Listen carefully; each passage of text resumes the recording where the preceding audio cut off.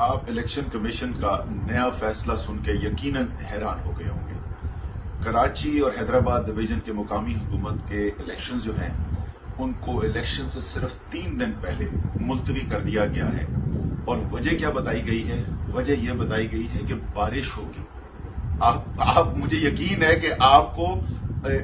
یقیناً اس پہ اعتبار نہیں آ رہا ہوگا کہ کیا اتنا مذاق خیز کوئی فیصلہ ہو سکتا ہے،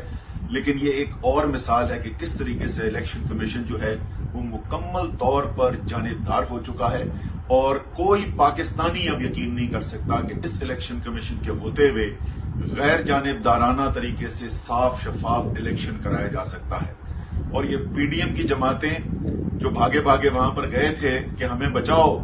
کیونکہ انہوں نے دیکھ لیا تھا کہ کس طریقے سے 17 جولائی کو پنجاب کے اندر بلہ چلا ہے، اس خوف سے یہ گئے ہیں اور بھاگے ہوئے، اور انہوں نے کہا ہے ہمیں بچاؤ، لیکن یہ اس سے بچ نہیں سکتے کیونکہ قوم فیصلہ کر بیٹھی ہے۔ قوم نے اپنی حقیقی آزادی لے کر رہنی ہے۔ یہ جولائی میں الیکشن کرائیں یا اگست میں کرائیں یا ستمبر میں کرائیں، جب بھی الیکشن ہوگا انشاءاللہ تعالی ویسے ہی بلہ چلے گا جیسے 17 جولائی کو چلا تھا، اور انشاءاللہ تعالی پاکستان کے عوام ایک دفعہ